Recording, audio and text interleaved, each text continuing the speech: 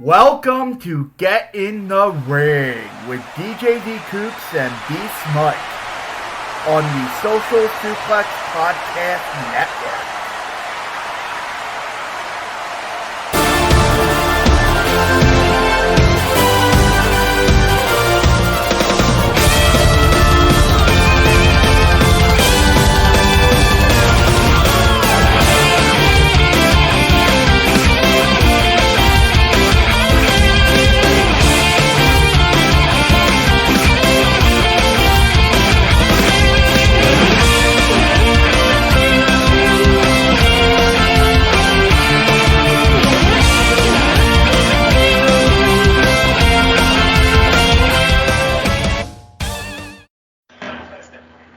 Emergency show!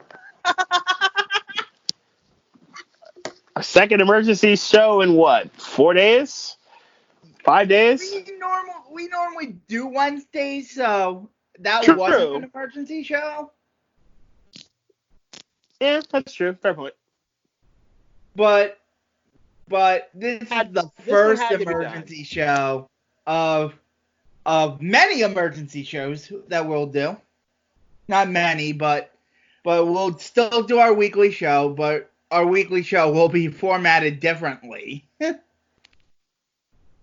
It'll be awesome. It had to be done. So much stuff happened over the last 5 days. It was absolutely bizarre. This whole, obviously, the coronavirus has put a stop to every function that is sports, and wrestling clearly was not exempt, and neither is combat sports and the UFC postponing their shows. So they're not. It was so bizarre watching that UFC on ESPN.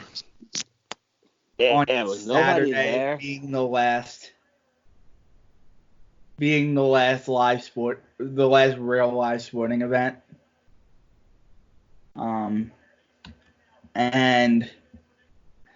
But let's get to the real breaking news story. Mm-hmm. WWE statement regarding WrestleMania 36. In coordination with local partners and government officials, WrestleMania and all related events in Tampa Bay will not take place. However, WrestleMania and only WrestleMania will stream live April 5th at 7 p.m. on Sunday, April 5th at 7 p.m. on the WWE Network and be available on pay-per-view. Only essential personnel will be closed set at WWE's training facility in Orlando, Florida to produce WrestleMania. First off, I didn't think Vince would actually about NXT TakeOver. First off, yeah, I didn't say a word about TakeOver, which is another event they're building up to. Mm-hmm. Don't want to do the Hall of Fame, of course, which is the third event they do. Right, and then Raw and SmackDown to bookend the weekend. But Raw and SmackDown will still run, I assume. Mm-hmm. One would think. I think they would just do everything at PC. I think they would just move everything to the PC and go that route. They'll just keep talent in Orlando. Right. Yeah, just keep everybody in Orlando. Right. I think that's. I didn't think Vince would actually do this. I thought of all the things, it made sense that he's the last person to actually do something to dealing with the coronavirus in terms of his biggest show. So that made sense to me. And I'm just shocked that he actually went through and said, you know what? Okay, it's time to pull everything away. It's time to at least keep everybody protected and then go from there. But this is, 5 days after everything struck down? Yeah, 5 days after this announcement. It's 5 days after everything shut down. And it's also coming at a time where the CDC, where the Trump administration said only 10 people can be in a room together. Over the next, few weeks? And how CDC said, over the next 8 weeks, no more. They said more than 50. He said no more than 10. They said no more than 50. The CDC did, and he said no more than 10, like 3 hours later. So yeah, they're conflicting. I'll trust CDC on this because I'll trust CDC more than Trump, for obvious reasons. But it's obvious. It's a situation. I think they kind of had to do this. I just didn't think they actually would do this at WrestleMania. But hey, if Mark Emmert can cancel the NCAA tournament and blow away $2 billion, I guess Vince can blow away whatever hundreds of millions he would have earned for WrestleMania weekend, I guess. Hey, at least we know this for a fact. They're probably going to have to refund everyone, and Wrestle Kingdom outsold WrestleMania, baby. That's kind of I can't take that as a win for Wrestle Kingdom. I can't do that for Wrestle Kingdom. No, I'm just. I can't. I can't. I was just joking. I know what you did, but yeah, I can't take that as a W. But yeah, no, they're gonna have to refund. That's a lot of checks Vince is going to have to write. That's a lot of checks Vince is gonna have to write for that one. So this is like the contingency plan, right? So I'm just gonna go with the contingency plans that some of the other live WrestleCon is refunding everybody. Yeah, I read that they're going to refund everyone within the next 5 days. I did see that. Did you see anything about the collective?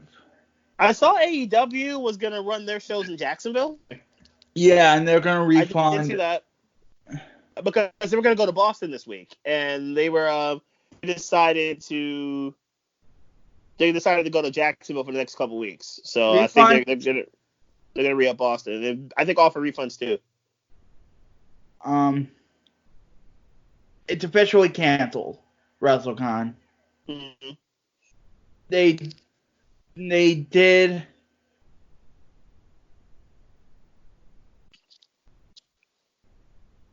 They did, however, WrestleCon customers. As of this evening, we still don't know the status of the WrestleCon convention. Oh, that was Sunday's update. Oh. WrestleCon is canceled.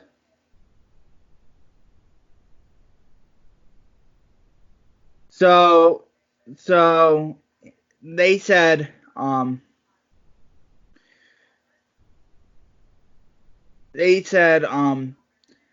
they're out $114,000 due to every cost.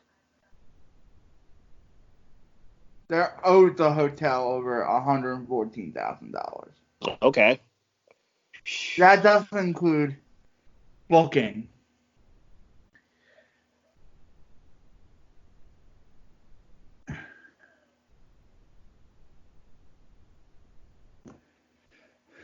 That's a lot. Yeah, that's a lot of money people are going to lose over that 5-day period of wrestling.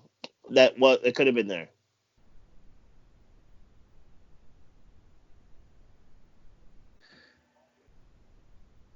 Yeah. So yeah, it's so WrestleCon is at least $114,000 in debt. Because of this. Okay. Ooh.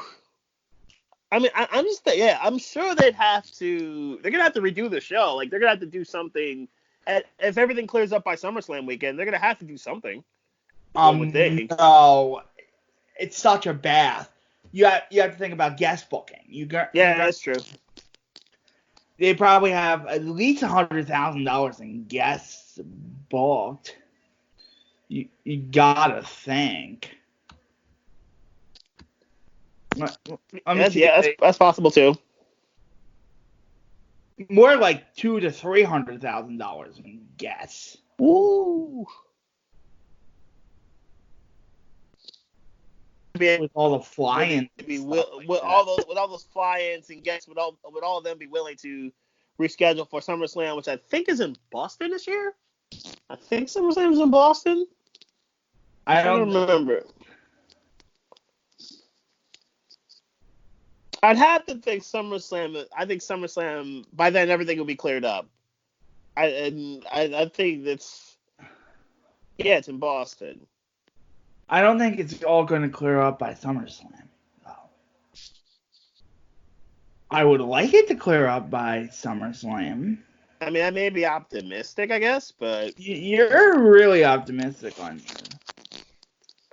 I mean, considering how much, I mean, I'm not downplaying it at all, but like considering how, yes, it's becoming more widespread. But I think people are, except for the people in Florida who went to that beach earlier today, I think people are becoming smarter about how to deal with this. And I think by the time everyone actually takes heed of Collective the doesn't have any quarantines. We'll address everything as soon as we can. Hang in there. Right. We're doing our best. They probably have, because they were running 1, 2, 3, 4, 5, 6, 7, 8, 9, 10, 11, 12, 13, 14, 15, 16, 17. I'm counting on there. 18, 19, 20, 1, 2, 23 shows. Ooh. Yeah, that's a lot. Ooh, that's gonna be a lot. Shows. They probably did a flat rate for the building, plus cost of stream, talent, anything like that. You're splitting costs. Plus Barnett was tough to deal with. So they're probably $100 to $300,000 in debt too. I'm speculating on the collective.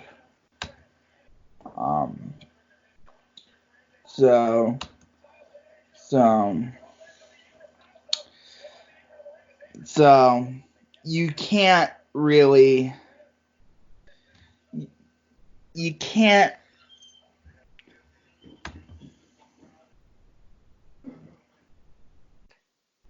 That would be hard to redo. Yeah, now that you're like putting all this together, 23 shows. Whew. That's a lot of shows. Yeah, and a lot of talent. They can't replace. Yeah, that's a lot of talent in place too. So like one of the shows booked Moxley. Oh yeah, that's a lot. That's a heavy price. Yeah, that's a heavy price. That's gonna be hard to. That's hard to do. That's hard to completely replace. And they won't be able to. They won't be able to do that. Booked.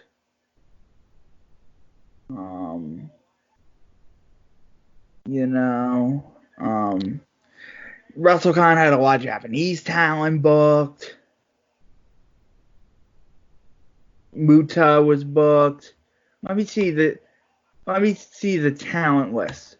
I can see the talent list booked for WrestleCon. So here's the talent list for WrestleCon. Matt Hardy. That's a pretty penny. At least $10,000. Yep. Allison Kay, Allie, Alicia Atout, Austin and Billy Gunn, Arn Anderson, Ariane Andrew, April Hunter, Zack Sabre Jr. That's a pretty penny. So is Arn Anderson. Will Ospreay. That's a pretty penny. That's pretty heavy. Joey Lucas, Vicky Guerrero. That's a pretty penny. Vicky's gonna cost you, yeah. Tully Blanchard, Trish Stratus. That's going to cost you, Trish Stratus. Tony Atlas. I don't think he's going to probably cost. Yeah, Atlas isn't cheap, yeah. Tommy Rich, former NWA World Champion. Tito Santana, Tiny Lister, Tessa Blanchard. That's going to cost you a pretty penny. She's one of the biggest names. She's one of the most controversial names in wrestling right now. She's not going to cost. Yeah, she's going to be a heavy price. Funk's a legend. Yep, he'll cost you. Janelle Dashwood. Yep, she'll cost you somewhat. Yep. He'll cost you. The Hall of Fame tag is gonna help a lot of these people. Name Hiroshi Tanahashi. Yep, he'll cost you heavy. Yeah, he'll cost you. Wade Barrett. Barrett will cost you a little bit. Barrett's still productive. Stan Hansen. Stan's a legend. Yep. Shingo will cost you because Shingo's one of the hottest in the game right now. Shibata's been a big time. Scott Steiner wasn't going to appear anyway. He had heart surgery, but They had Scott Steiner on there. But it was just before his, Scott Hall. Hall will cost you. Sandman. Sandman will cost you somewhat. Sammy Callahan. Sammy Callahan will cost you somewhat. Ron Simmons. Mm-hmm. Rocky Romero.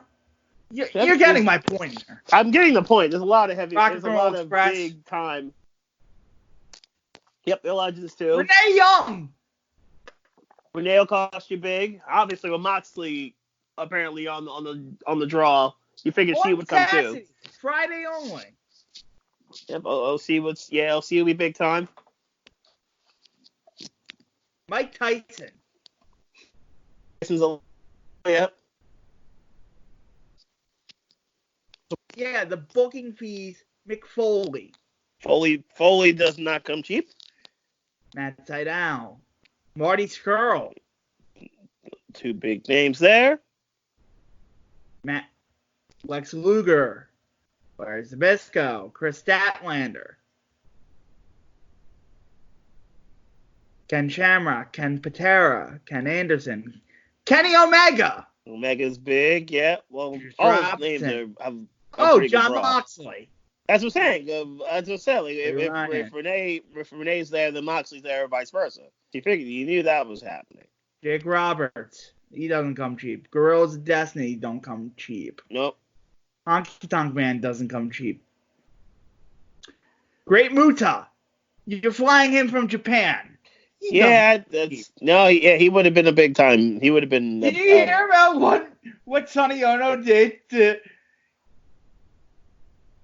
This is another story. He requested that him and Muta was unaware of this, so. Okay. He requested like 4 Disney World tickets, 4 hotel room. And Disney just shut down. They just had a going away party last night too. Disney did. Magic Kingdom. Flip Gordon. Mm-hmm. Desperado. Dean Malenko. David Finlay. You got my point. I get your point. Yeah, is a lot of they booked this big time thinking they were going to get a big draw, and they would have.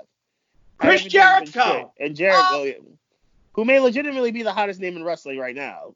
Saturday only, limited signing. Yeah. Charlie Caruso, Kevin Oreo, Bret Hart. The names just keep coming. I'm not saying all the names. Booker T. Mm-hmm. It would have been a lot. Bandito and Bam Bam Bundy. I just wanted to say that last name.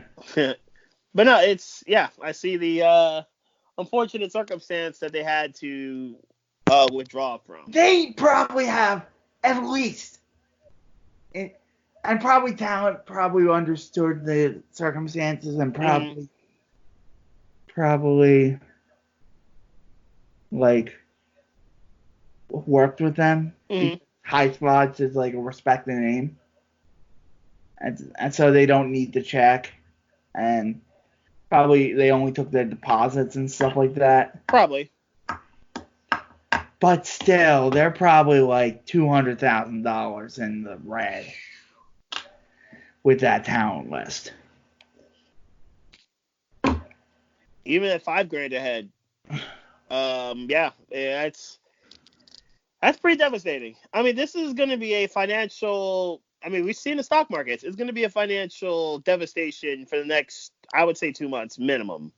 It's going to be financially devastating. Would it shock me if a recession were to be upon us? No, it wouldn't. Yeah, I think it's unfortunately a thing that could be big time, except for like delivery companies or something. Like they're going to be raking it in. Delivery companies, food, like people who deliver food and whatnot, like they're going to rake it in. But other than that, it's going to be pretty challenging for a lot of people, I would say. I literally while you were reading off those names, Kentucky Derby decided to postpone until September. So wow. So they're going to. And another one. Obviously, that's the biggest horse race, and they're going to hold it back until September. It'll be the first time since 1945. Obviously, World War II being the reason for this. That they're not going to be held in May. Wow. Yeah. So that's the latest thing to drop over the last 5 days. That's the latest thing that just dropped. So that's a big deal. That's a heavy deal. Somebody tweeted the Eagles lost to the Dolphins again. Well, yes, but not in the way that you probably. The Dolphins made a whole lot of moves, and you're probably wondering why he said that. The reason is simple. The first sports thing has actually happened on a positive note over the last 5 days in the NFL free agency.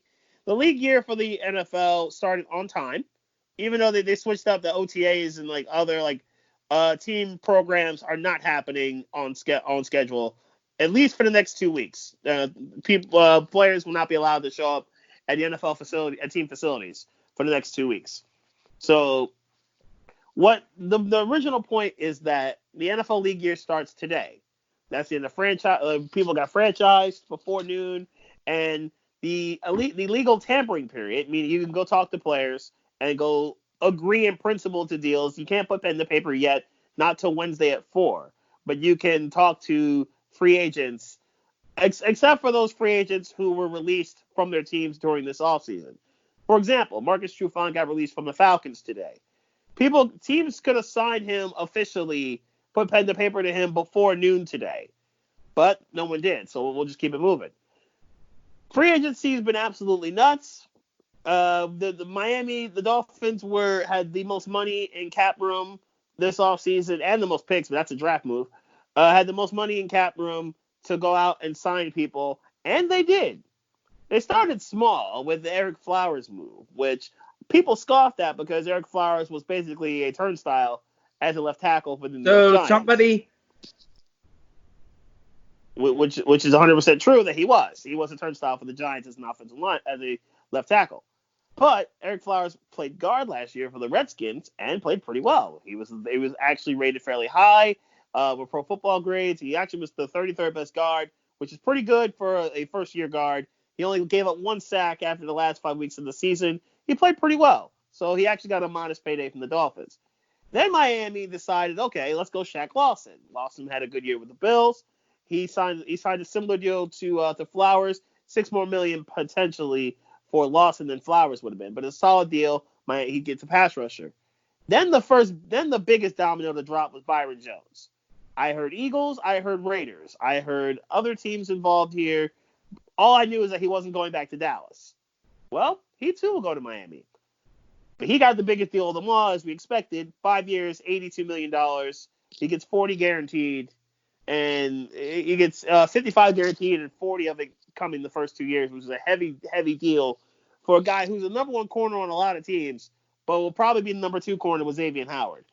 It's a big deal, and some Eagles fans are not happy that they didn't get Byron Jones. Some people are not happy that that some people in Miami, myself included, kind of are not happy about the price that he got.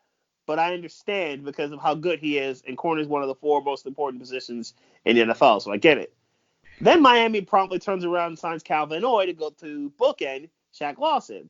So Miami's got the 2 edge rushers. With the Russell Khan thing, the impossibility cause, because Mania canceled before the city or state puts us in a bad. WWE canceling it actually puts them in a bad situation. Okay. So, So how bad is? I mean, what does WWE do? They go to Tampa Bay. I just retweeted the tweet from Russell Khan.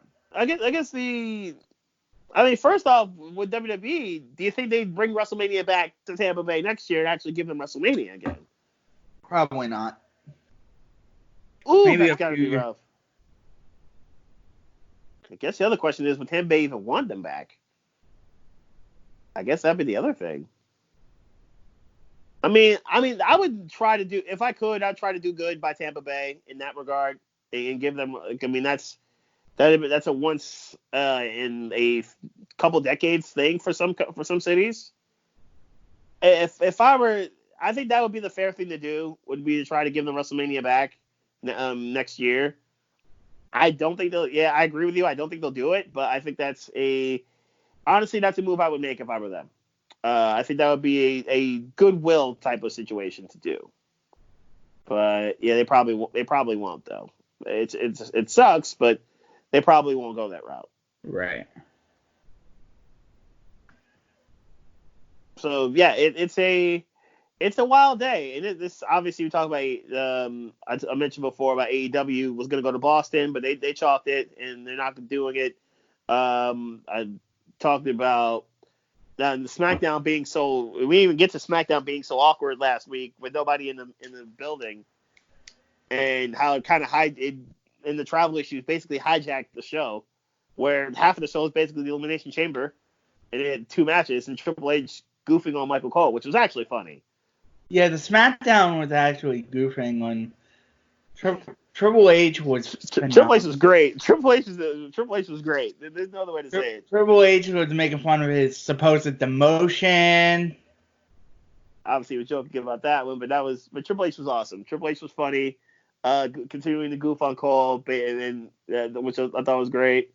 The Cena Bray Wyatt promo actually had some meaning to it, at least for me. And I felt that the first half was great. And then Bray Wyatt. Somebody had a funny tweet about it. My friend Elisa sent it to me. Actually. Okay. Here it is. Miko PA's tweeted this out. And I'm going to retweet it so you can see it. The coronavirus is emptying stadiums around the world and turned professional wrestling's high-octane zaniness into taut and terrifyingly intense Beckett play.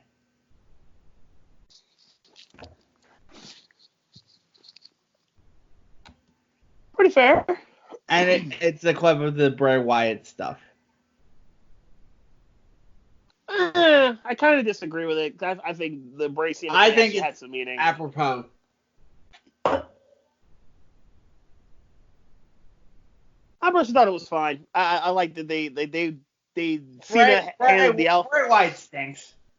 Well, you've always been on that train. In front of no audience. Bray Wyatt stinks. You've always been on that train. You will always and forever be on that Bray Wyatt stinks train. You will always and forever, and I will obviously be on the opposite side. He smells like shit.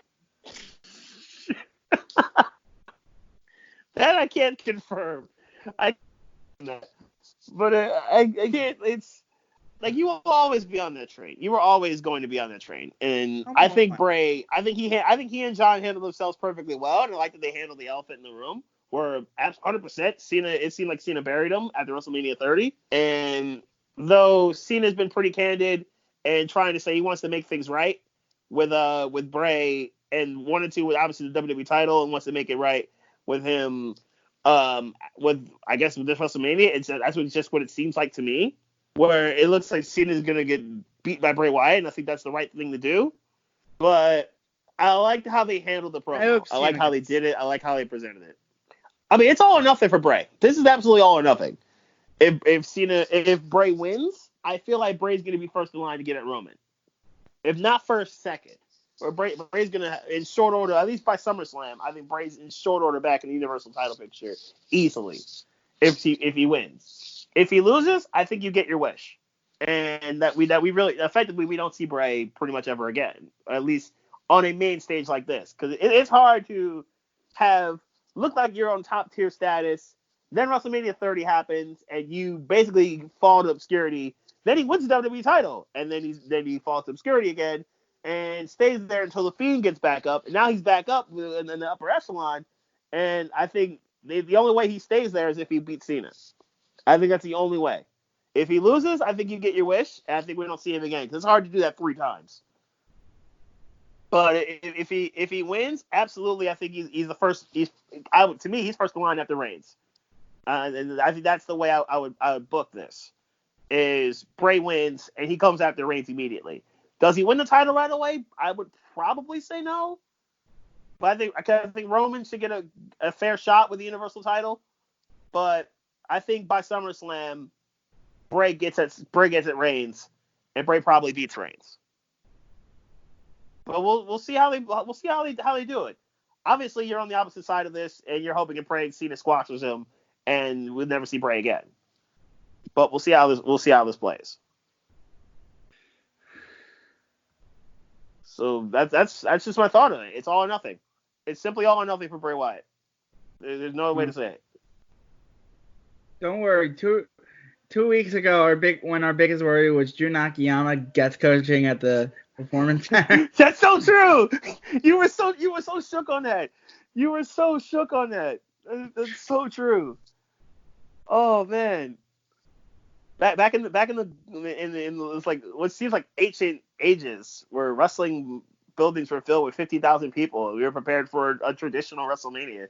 That is so true. My, how things can change in that short of time. Things sort of do change. It was so weird watching SmackDown on Friday. It really was. People doing their choreographed entrances. Mm-hmm. Like even like it was so awkward to see like Daniel Bryan do his entrance and he looks around like, oh, there's no one here doing the yes thing with me. And like John Cena not tossing his towel into the in the seats or it was just Did weird. he say something? Did he say something when he entered? I just watched the YouTube clip. No, I don't. No, I'm just trying to remember it. No, I don't think he did. I think Cena was just he did a salute. He held out the towel and he kept the towel on him and then just ran into the ring. That's pretty much what he did. Oh my god. They did the interview style with Cole and then they kept it pushing. And then the Democratic debate was eerie too. This whole country is eerie and has been as such over the last 2 weeks, or since Rudy Gobert tested positive for the coronavirus. This whole country's been eerie. Rudy Gobert basically shut down this whole country. Rudy Gobert. He absolutely shut down the whole country. God bless that man. No. He literally shut down the whole country because I don't think anything changes if Gobert tests positive. Do you? I don't think anything changes. I think we have the whole thing in the back of our minds. Like it's there, but I don't think anyone's really doing anything about it if Rudy Gobert didn't test positive. Him and Tom Hanks too. But Rudy Gobert especially since it was so flagrant when he did. Like Banks was like Hanks was low key, and we didn't know until he admitted it, and his son confirmed it. But what Gobert did was flagrant, and I think it just shut everything down. And Charles Barkley, who we haven't really heard from in the last few days since he quarantined himself, he might even have it. I don't know. Idris Elba has it too. Right. Obviously, Donovan Mitchell came down with it, and Utah Jazz players are apparently not happy with Gobert for obvious reasons. How can you restore trust in that team? You're gonna have to trade that motherfucker. They have no choice. They really, and who's gonna want him? You're gonna have to release that motherfucker. You're gonna have no choice. They have no choice. He's gonna be blackballed. He's black. Yeah, he's gonna get blackballed. It's a shame because he's really, really good. But yeah, he's gonna get blackballed. You have to. Utah's hands are completely tied. It's because what Gobert no doubt did was incredibly dumb, and I think he realizes that now. And it's good that he's trying to make amends and help out people by donating $500,000. But yeah, what you did was dumb, sir. What he did was undoubtedly dumb and reckless, and it's probably going to define his career now. No matter what happens from here on, it's going to define his career. Not more so than the Defensive Players of the Year award and the how good he is as a player and coronavirus. It's going to define his career. The microphone stuff, and that's going to absolutely define his career. That's unfortunately going to be Rudy Gobert's legacy. The fact that like his idiotic decisions, never mind he couldn't control testing positive for coronavirus, but he could control how he went about himself, and obviously he really could have controlled the microphone stuff. But yeah, he's going to be the person linked, unless the worst case scenario happens to Tom Hanks or Charles Barkley. He's going to be the guy that's linked to coronavirus, no matter how it happens. Trump gets it. Or who? Or if Donald Trump gets it. Or Trump gets it, right. Or Trump has it, and maybe that's why he's not admitting to whatever testing. Yes. All true. What if it comes out that Trump actually tested positive and they're trying to... Would it shock you? Would it shock you if that were the case? That he was tested positive and his camp tried to basically hide it from the world? No. Wouldn't shock me at all. Absolutely not. That wouldn't shock me in the least. I almost think I kind of expected, considering the people he was doing stuff with, like the Brazilian government, and how they apparently have it. Yeah, I kind of expect them to have it, honestly. And then they just not say anything. I honestly think he has it. They just haven't said a word, which on their end probably smart, because I don't think there's enough damage control they could possibly do to fix that. I think Pence has it. Would it shock you? I don't think it wouldn't shock me at all if a lot of people in his camp had it. It wouldn't shock me. I know Ted Cruz has it. Didn't he got Trump quarantined twice. He got quarantined. Wow, that's hard to do. Doesn't he hate Trump, or did he chalk that up with him? He chalked that up. Oh, okay, all right.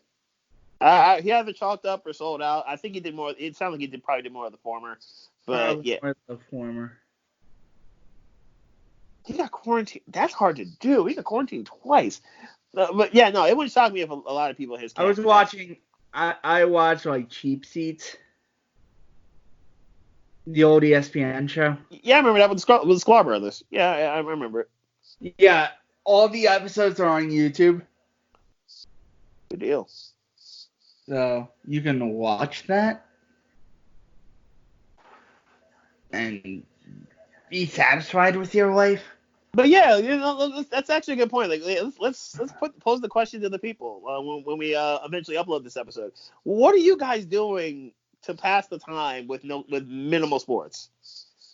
Because honestly, I'm watching a lot of free pro wrestling and a lot of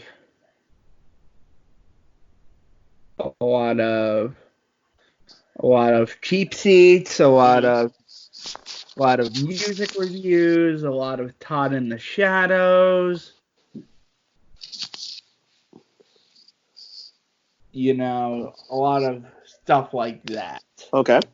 As for me, I am gonna go back to watching Empire. There was a show Empire that Fox did, and I think they're still doing this the last season.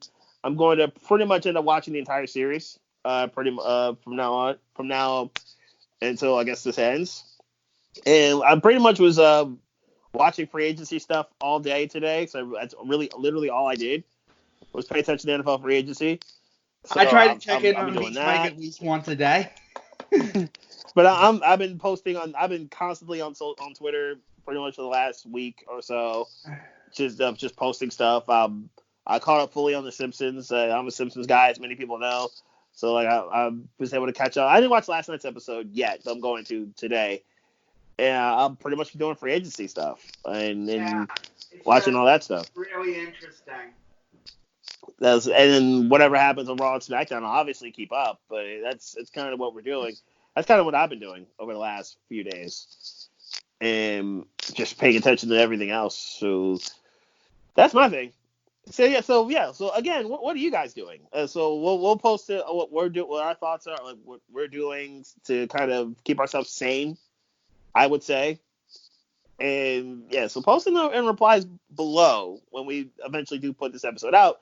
What you guys doing? What are you guys watching or doing or stuff like that? Like, are your families hoarding toilet paper or something? Like, what are you guys doing to keep things up? I'm trying to get some word search books. Okay. And stuff like that. Keep my mind sharp. Doing podcasts, of course. Mm-hmm. We'll do a lot of watching stuff. I have another podcast where I'm going to be doing music reviews on the weekly now. Yeah, I have a sports section. podcast where we're going to get our 2010s episodes done and out of the way. Yeah, and I still have to do some of the stuff remotely that I have to do, you know. So what's up with your job? We'll see going forward, because we're on board up shows, but we'll see. We'll see how that goes, and I'll know soon enough. I'd imagine, like if there's when there's time to do stuff, but obviously the whole point of it is sports, so it kind of shuts down a whole lot of stuff. The NBA will hold a conference. I'm reading this immediately from Woj as we speak. We'll hold a conference call with the board of governors on Tuesday. Sources tell ESPN this is the third meeting with owners and commissioners since Wednesday. Information flows into the league with the coronavirus pandemic. There's plenty to discuss, analyze, and eventually make decisions on. So there's more stuff coming from the NBA. Hockey's already said that you can go home if you choose. You got basically 2 weeks to figure. They're going to give themselves 2 more weeks to figure things out. The Lions Jimmy Collins are is going to the signing. Lions. Jimmy Collins to the Lions, and we didn't even talk about how Houston Texans. Oh, the Bucs and Tom Brady Oh, it's official. are finalizing a 2-year deal. Okay. Jimmy Graham to the Bears. We already knew that. Jimmy Collins to the Lions. Just told you that. No, it's a fake Ian Rappaport. And you got hustled. I know.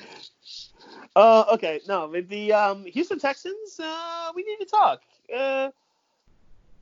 Houston, I'm not mad at what you did. Don't get me wrong. You got hustled. Yes, you absolutely got fleeced. The Cardinals fleeced you hard to get the best receiver in the game, DeAndre Hopkins. But here's why I'm not mad. Sorry, I got hustled there. I got excited for a second. But here's why Houston Texans. Here's why I'm not mad at you.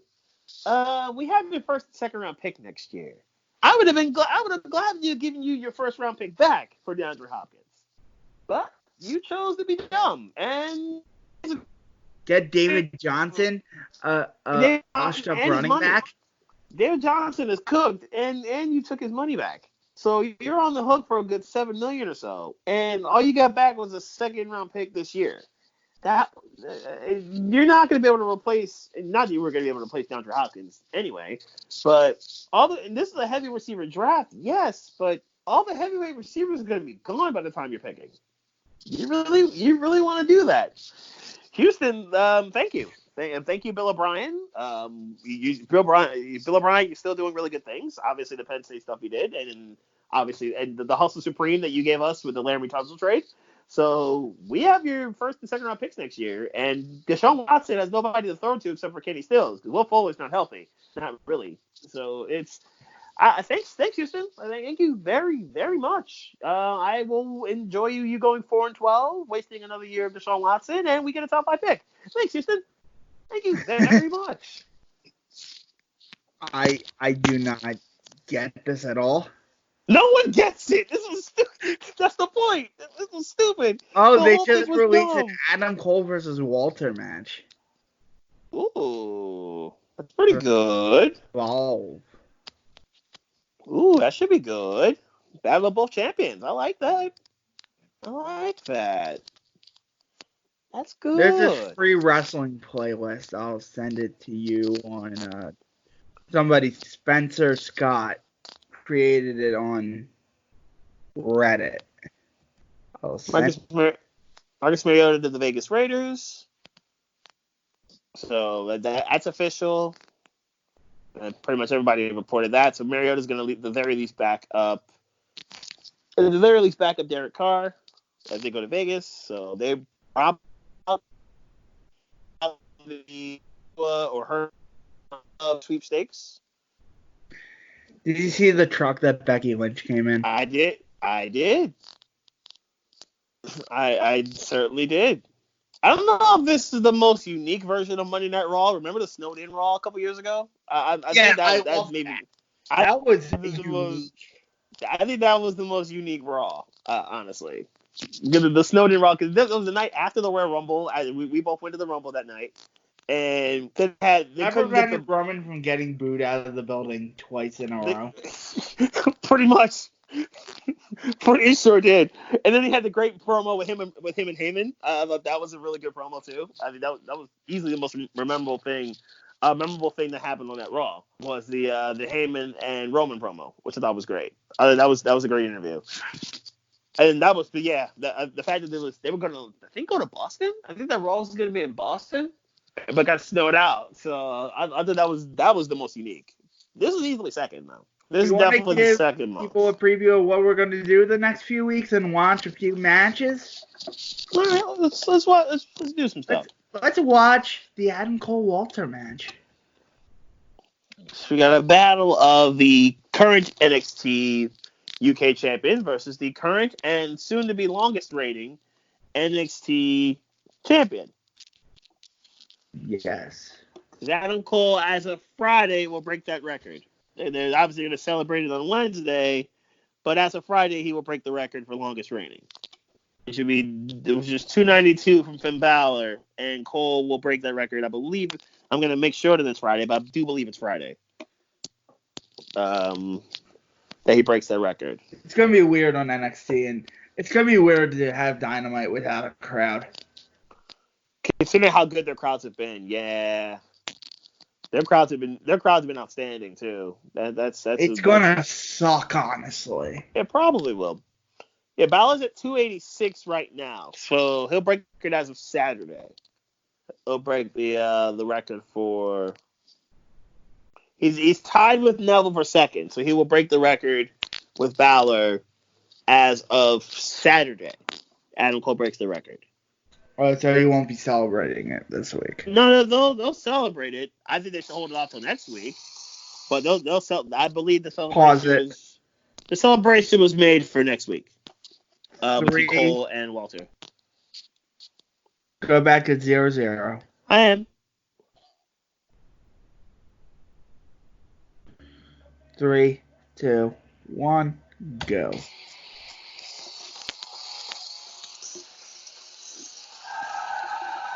Speaking of hot crowds, Timothy Barr is the ring announcer. What do you want to watch after this? Let's watch Minoru Suzuki, Josh Barnett.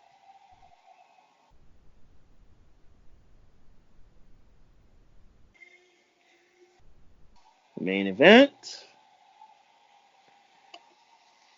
Also, DeForest Buckner going to the Colts. That's a pretty heavy price Indy paid to get him. Gave him the 13th pick in the draft and $20+ million to DeForest Buckner. The familiar tones. What's Walter's theme called? What is his theme?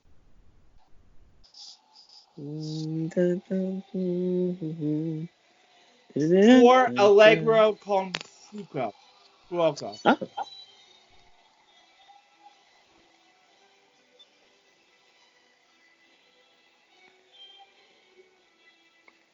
Dun, dun, dun.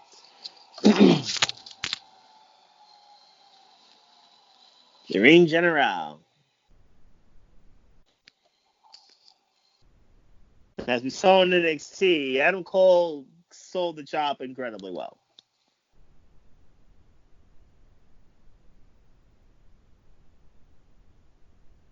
The sister.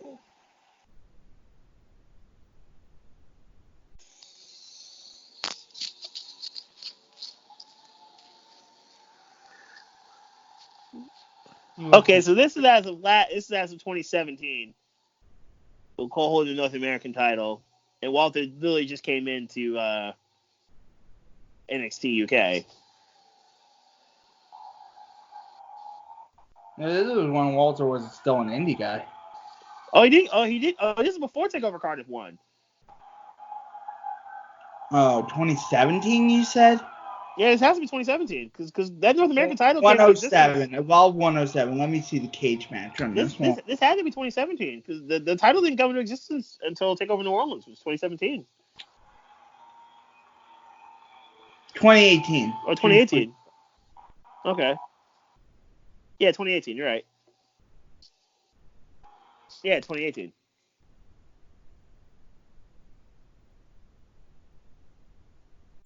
You want to hear the rest of this card? All right. Josh Briggs defeats Dominic Garrini. Adrian Alanis with AR Fox defeats Bishop King. Darby Okay. Allin defeats Jericho 120. Yes, Darby Allin was involved. Mm. Anthony Henry defeats Tim Thatcher. Austin Theory defeats DJZ and Joey Janela. Stevie Al Saba defeats Bad Bones, Jaga, and John Davis. Chris Dickinson defeats Tracy Williams. And Matt Riddle defeats AR Fox. Oh, I know the title's put up. Okay. I know the title's put up in this match.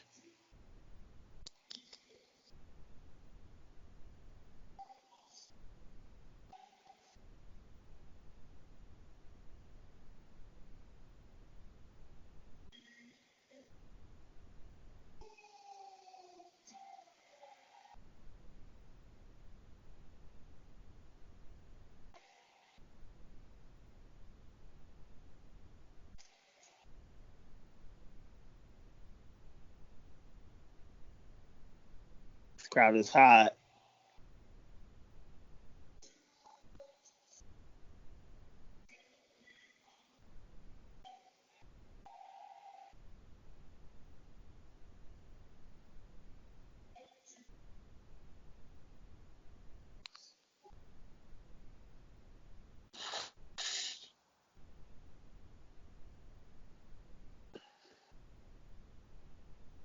They like 207.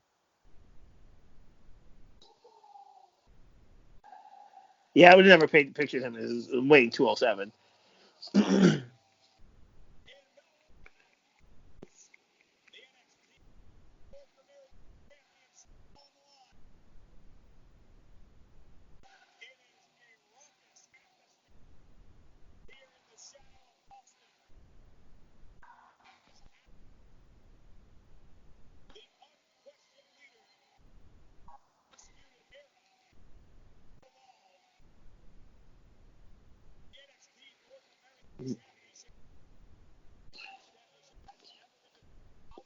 Yep, as everybody's going Natsuma Mariota to the Raiders.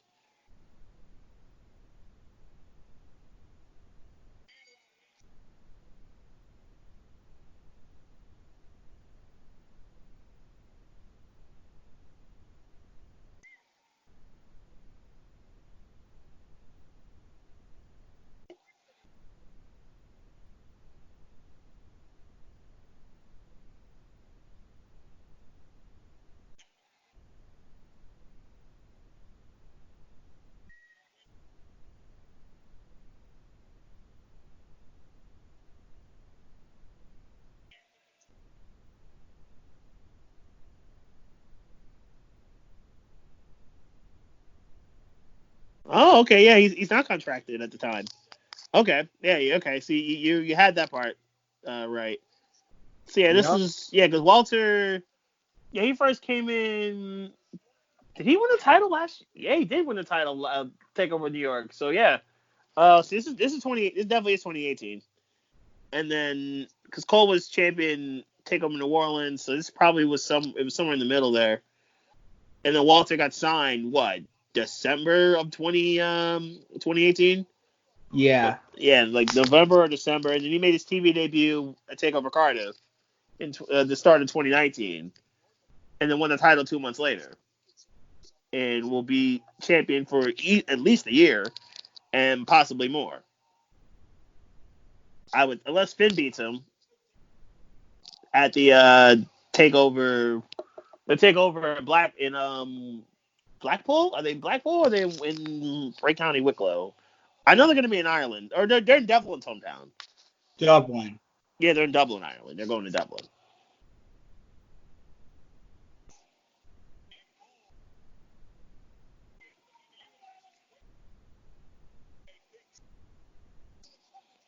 Nice shoulder block by Walter.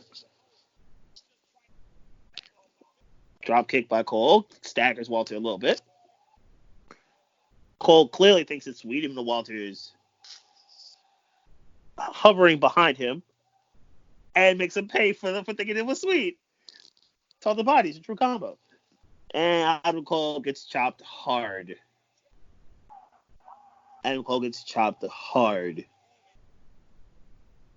Miami reportedly very interested in Tom Brady. That's WEEI, and I don't like it. Bill signed AJ Klein to a deal. Adam Cole's deal is that he's feeling pain because of Walter's hand. And now Adam Cole is about to hurt. Oh! Clubbing below to the chest. Adam Cole is in pain.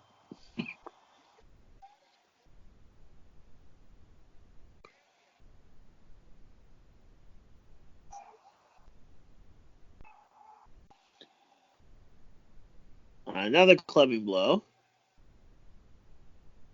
As everyone's all but confirmed that Mariota's the Raiders.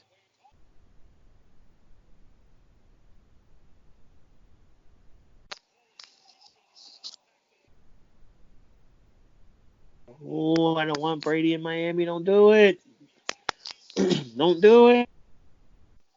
Walter just launched Adam Cole to the apron. And beating Walter up from pillar to post. Yup.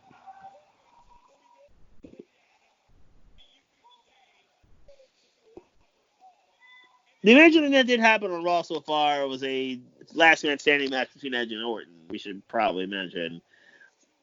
Neither of us think it's the best match type. I personally would have gone no holds barred. Why did you just chop Walter? No, well, Adam, please no. Oh, Adam ducked. Cole probably chopped the post just as hard as he would chop Adam Cole. Or Walter did anyway, and Adam Cole gets to go to work on the right hand of Walter. This was turned into a very smart decision. Adam Cole is a rather smart wrestler. I will give him that. It would seem like a dumb decision, turned into a very smart one. So good job, Adam Cole. Any contract signings happening right now? As Undertaker showed up, Taker just showed up he took down the singlet there. Like he's Taker clearly what AJ said last week had some base to it. Taker's pissed. Yeah, because AJ took it there. AJ took it there, mentioning his wife and breaking. And I mean, we already knew who his wife was, but AJ took it there. And Undertaker wants to rip AJ's head off. I didn't think AJ had to take it there, but he did. Adam Cole's going to work on Walter. He's got him in an abdominal stretch. And is clearly working over the right hand as he got that barred into. Look at Walter's chest a little red now. Walter easily powers out of that because that knee looked a little low. That ride though. Walter's still on his feet. Adam Cole is not. Even with the compromised hand, Walter still got the strength advantage easily, I would say. Cole's trying to work on the wrist, and this turned into a easy counter for a sleeper hold, but Walter rolls through. Nice forearm to the face by Adam Cole. You forget how mobile Walter is as he promptly drop kicks Cole into the adjacent corner.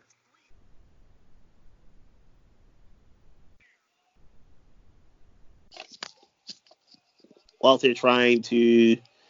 Oh, Walter's removing the tape on his wrist? Yeah, this is actually a pretty good match.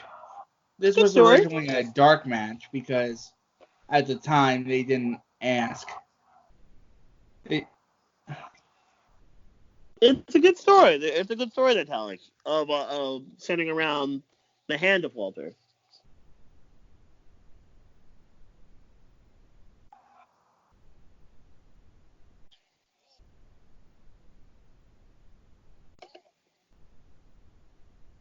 Adam Cole is giving a beat down right now.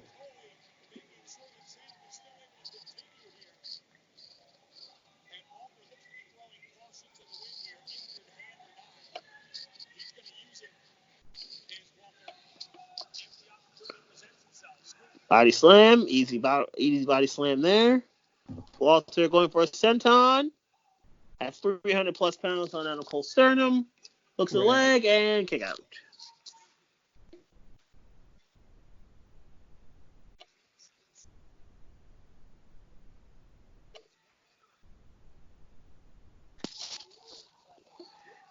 Adam Cole's sternum is not in a good place right now.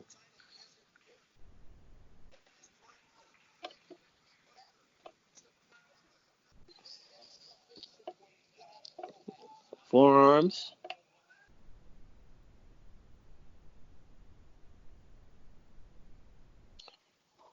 Hooks the leg, Walter does, and a kick out.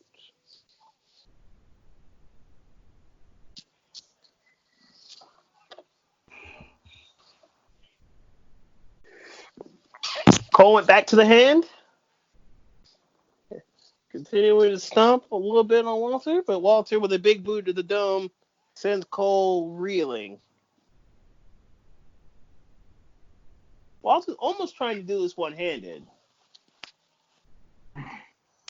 Going for the powerbomb, gets it countered. Super kick, nope. Super kick to the kneecap. Cole's prepared. Well, get countered. Right into a Boston Crab. Right into a Boston Crab. Now Walter is standing. Doesn't have all his weight on Adam Cole. Which could give Paul a chance to counter, which Walter just breaks the hold because of his hand, which I think was a very smart decision there. The hold because there's a lot of Cole to roll to the outside to give himself some freedom.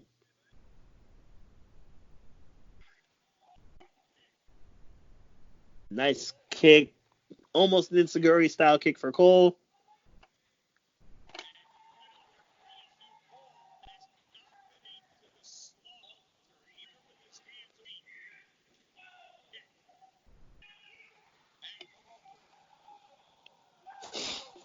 Nice pump kick there. I have to think Miami's trying to push the price up on New England to make it harder for them to resign. I have to think that's why. At least I hope so. Cole, meanwhile, hooks the leg, gets a 2, and a kick out.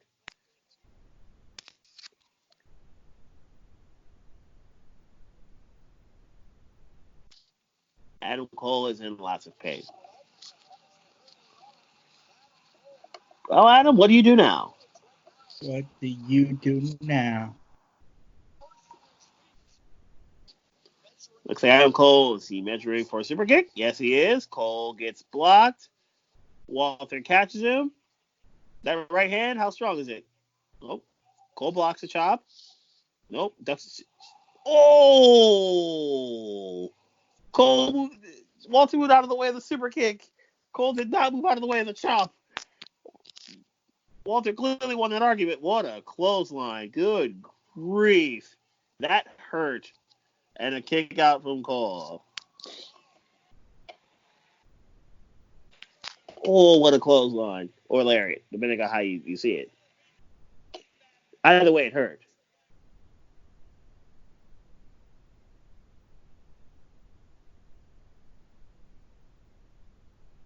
Either way, it hurt. But the Walter Power...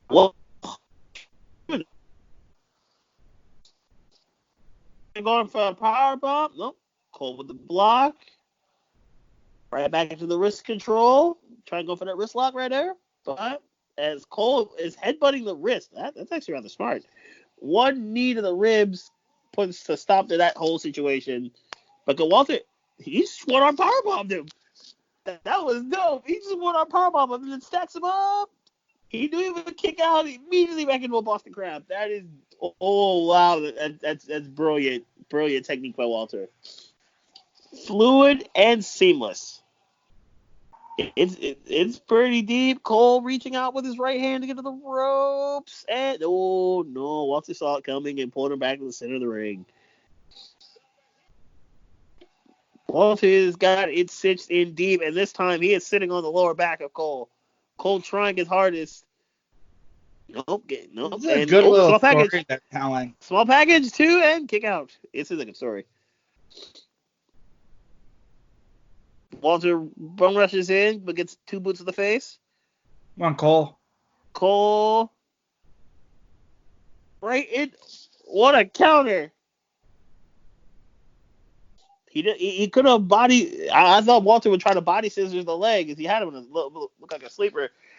I thought he was going to try to body scissors the leg to make sure Cole was impossible to move. What a clubby blow to the chest. 3, 4, 5, 6, 5 of them. Sleeper hold. Nope. Cole with a counter. What a counter by Cole. And then kick out as Cole reversed it and flipped. Finally, Cole lands a super kick. Make it 2. Back-to-back super kicks. Cole hooks the leg. And a kick out.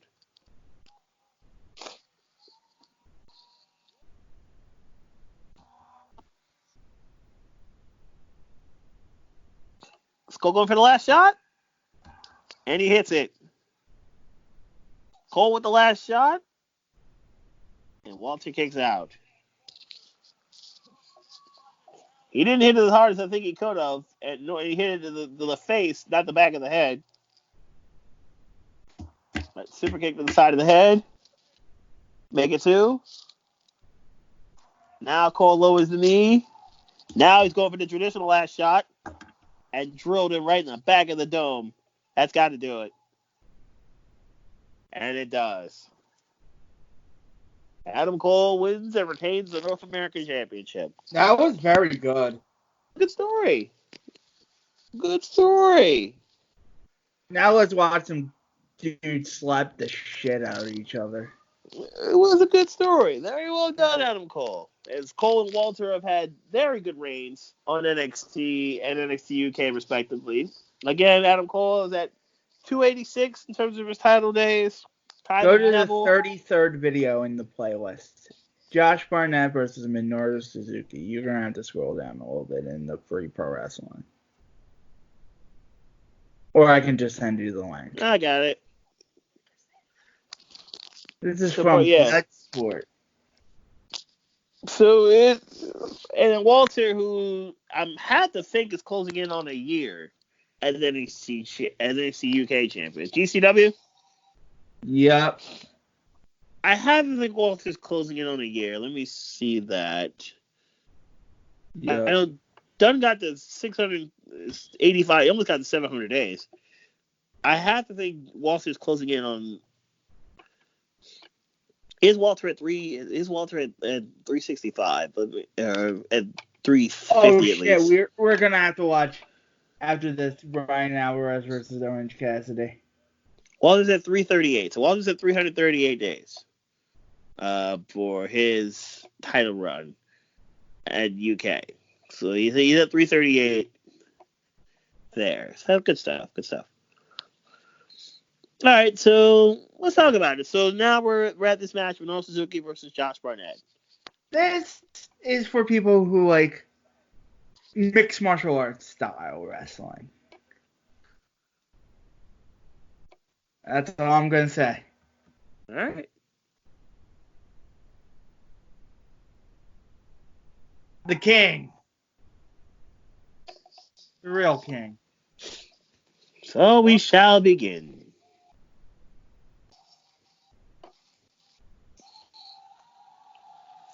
Minoru Suzuki.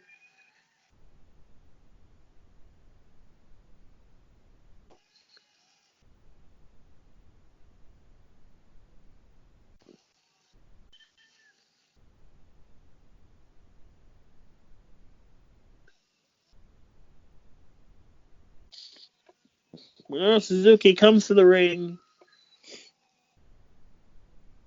Kind of with the not quite Taz flow, because Taz had the full singlet instead of just the tights. But with the towel over there. Here it comes. Bloodsport's gimmick is no ropes. Oh, I noticed that. No ropes. Buckles. Yes. Actually, no turnbuckles either. Yep. So we just. Oh yeah, there are turnbuckles. Yep, there are some turnbuckles there. Also, speaking of Japanese legends, Jushin W. Liger, WWE Hall of Fame. Congrats to Jushin. As he will join the Bellas, NWO. Who else is in this? Batista. Also in this Hall of Fame this year, in this Hall of Fame class. Yeah, it won't happen until.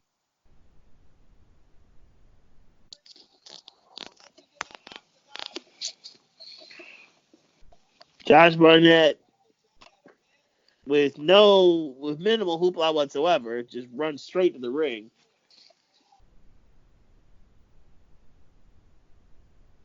Fans chanting Bloodsport.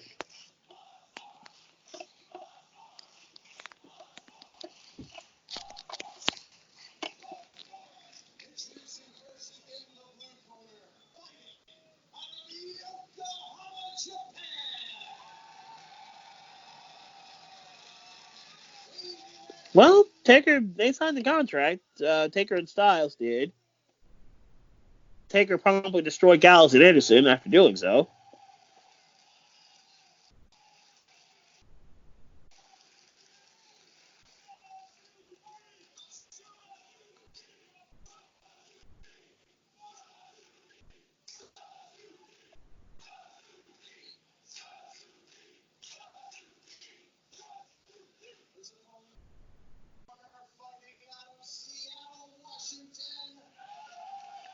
Justin Burris to the Panthers, 2 years, $8 million.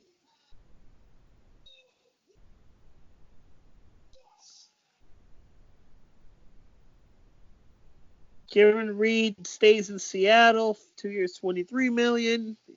Denver actually apparently wanted him. He's a good run stuffer. That's a good move, Seattle. Lost Jadeveon Clowney to the Giants, so that's a good move. That's the other big move today. Jadeveon Clowney to the Giants? Yeah, Jadeveon Clowney went to the Giants, apparently. Oh, no, he didn't.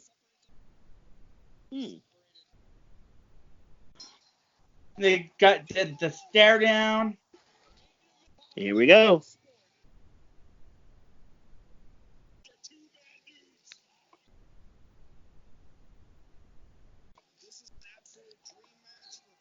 Did he get signed? He did not get. Somebody said he got signed by the Giants. I know the Giants were interested in him. Yeah, they did. Okay, no, he didn't get signed. Clowney didn't get signed, but the Giants do want him. Giants do want him pretty badly.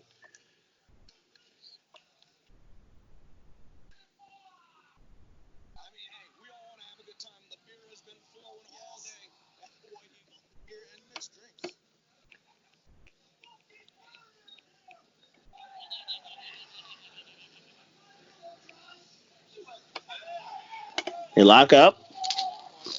Test of strength, which Suzuki's got a lower base. Generally, low man wins. Suzuki, the Pancrase veteran, Barnett being the UFC veteran. And now Barnett going low. Again, low man wins. And so far, looks like Barnett won the argument. He's got the waist. There's good collegiate wrestling going on right now.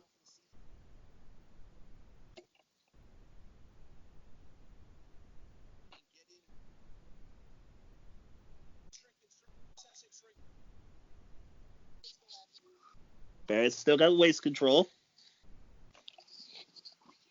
As Suzuki's trying to release the grip. He's trying to get free, and he does. Good counter. Good counter wrestling right there. Nice standing switch. Nice float over, I should say. But a standoff. It's a good float over by Suzuki, but a standoff.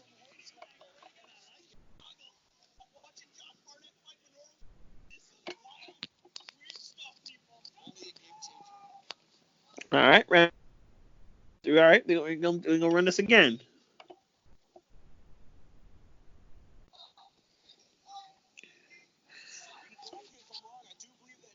Both guys trying to lock up. Kind of a Feint kick to the hamstrings. Onto the shins. Clearly the bigger man of the two tonight. Thick weight as well. As Barnett gets some knees in. A Nightmare takedown. But Suzuki with a nice counter. He's got the leg. He's got the head scissors. He's got the leg scissors on the head. This is just some good grappling here. It's some good wrestling. Yes, it is. It's some good, pure technical wrestling. Yes, certainly is. Now as Barnett does get out of the hold and promptly has both legs cornered, has both legs under control. Nope. Yep, we transition smooth. He's just working on the legs. He's not really okay. He could have gone for a knee bar, but he's nope. Suzuki can easily counter it because now he's standing. There's a lot of things Suzuki can go with this. He can go for the ankles. He could try to do a Boston Crab even. He could try to do a Scorpion Deathlock or Sharpshooter. There's a lot of ways he can go. But instead, he just punches him in the gut and then goes for the knee. Nice knee bar. But Barnett with an easy counter. And Barnett's down on his knees to relieve himself of the pressure. Smart decision there. Good tech wrestling. Nato side headlock. As Barnett's able to lean on him. Smooth and fluid and floats over. And the shoulders are down, by the way. Not the right shoulder, I should say. And now Barnett has got the upper body trapped. And he's working on the wrist. He's got wrist control. And to an armbar. Fluid changes to an armbar. Easily gets countered by Suzuki. Suzuki back to the waist.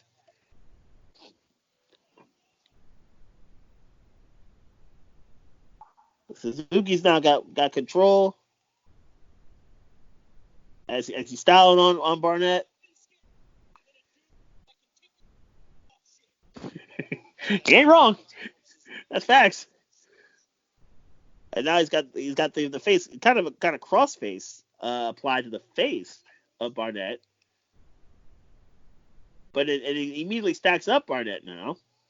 He go for a pin if he wants, but instead Barnett is going for the ankle and he's got the leg grapevine.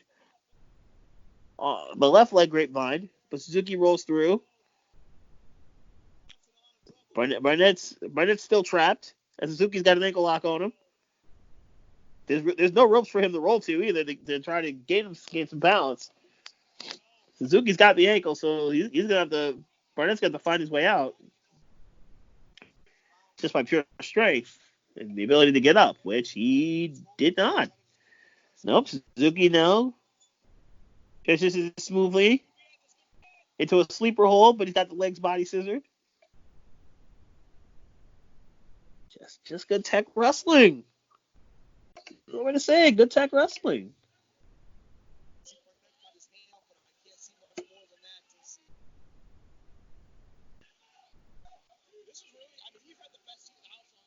Oh, word. On the stage to be able to call action for everybody watching live on Fight TV. Barnett with an easy transition there. As now he's going for the arm.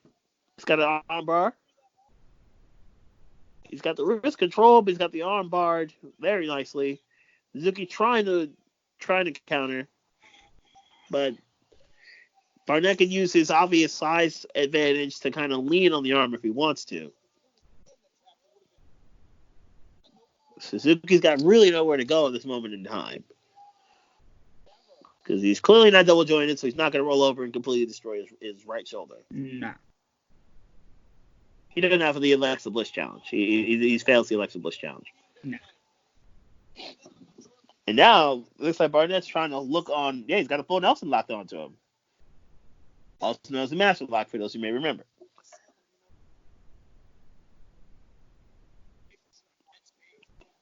Waist lock. Suzuki counters. And Suzuki's trying to lock on the full Nelson, but I don't think he's going to be able to do it. He didn't. Right into a solid counter. Suzuki back to the sleeper hold. Barnett trying to roll over to try to get his regain leverage. And instead, nope, the side headlock is now in. Smooth transition to the side headlock. Oh, yeah, gets I back to forgot. his feet. I forgot. And Blitz with knockout or submission only. No pinfalls.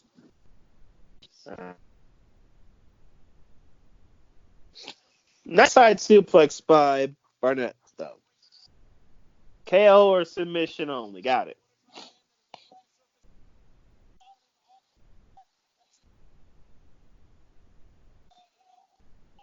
Which explains why the contact to the neck made a whole lot of sense. Barnett with a nice kick, and now at the ground and pound. Suzuki covering up, so he's blocking a lot of these blows. He blocked a lot of those. But Barnett is now basically leaning on him and putting all of his weight on him. But Suzuki with a nice counter. Nice counter to the knee bar. It looks like he's got one of the knees with his arms, and I think he trapped the other one with his legs. This is quite the submission hold. I'm going to guess he's trapped the other one with his legs. I can't tell. Yeah, that's exactly what happened.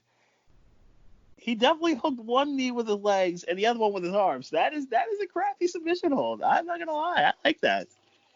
I like the craftiness of Suzuki. No, his knees was bent in a horrible fashion too. Barnett's were. Suzuki with a nice knee, two of them, make it thrice. Oh! Oh no, that forearm. That hurts, sir. You can hear that. Even the volume turned down, you can hear that. Remember, they hear that muted. Either way, that hurt.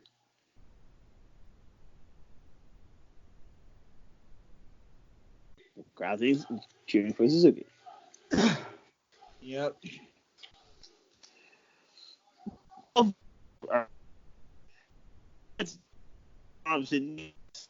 Suzuki got a punch in several of them. Now they're just throwing hands. Both dudes throwing hands. Nice kick. Nice kick by Barnett. And another knee. Single underhook. He tried to roll through thinking it was a pin, but no, pins don't work here. So I've been told. But a forearm to the face certainly does. Or an elbow to the face. That usually works. That could work to put a stop to somebody's function if you really wanted to. Ooh, nice knees. But then trying to work on the head. Suzuki didn't probably need him in his. Now Suzuki's about to go to work. Oh! Oh, no. That's a second heavy blow that Suzuki's given out in this match. One was a forearm, one was a knee. Both went to the head. And speaking of the head, you trying to go for a package pile driver? What another knee. Package pile driver? Can he get him up? No, he cannot. Looks like Barnett can counter this. He's trying to get over the package pile driver. He cannot. Oh, if Barnett backdrops him, this can end very badly for Suzuki. Instead, Barnett picks the leg, and then probably kicks him, tries to kick Suzuki in his, and it goes for single leg Boston Crab. He does not have full leverage on the leg, though. Okay. Now he transitioned into an STF, which I think was a much better decision. Because he did not have the leg fully in place. Look at the knee. Oh, look at how the knee is bent for Suzuki. He's got the STF. He does have his arms wrapped around him. It's not traditional because he's not fully close to him. He doesn't have all of his weight on the back of Suzuki. But he's got a lot of it there. And now he's transitioned to a side headlock, but the arm is actually, he's leaning on the other arm. Is Suzuki about to go to sleep? Suzuki about to go night-night? That's two. One more and it's done. He's not done. Suzuki's still with him. Suzuki's still awake. Suzuki is about to get out of this.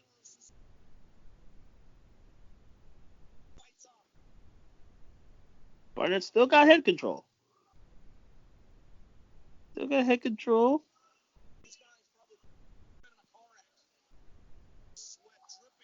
Side suplex. Good suplex. Good suplex by Suzuki. Suzuki rolls to one of the corners. There are no ropes here. There's really no turnbuckles. Asuka's apparently spazzing during the Rey Mysterio Andrade match. That's generally funny. Let me see the two of the 4 or 5 best commentators in the company are Triple H and Asuka. And we haven't seen them on commentary, Asuka ever, and Triple H. Suzuki's getting a chair. A long time ago. Now they're DQs in this match. Are we gonna worry about that? We're not gonna worry about it. Okay. Because these two guys are sick balls, and they can beat anybody in this.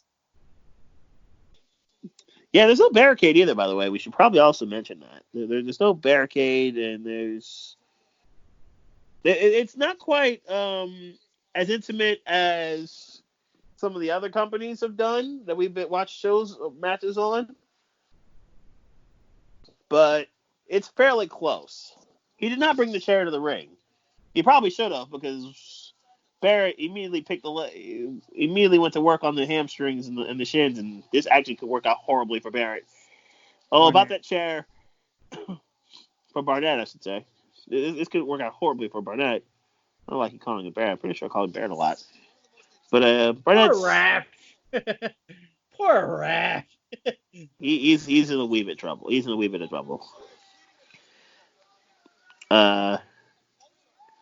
Why'd he punch the ref? Why'd he punch the ref? No reason. There was no reason for that.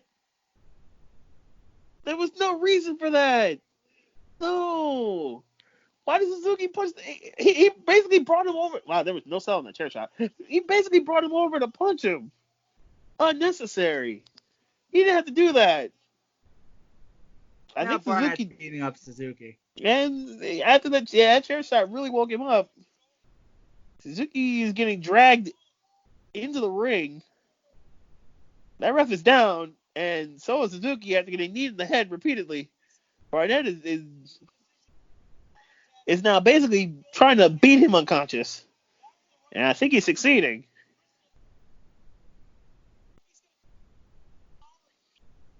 I mean, he would if there was a referee. Maybe this is why Suzuki punched him in the face.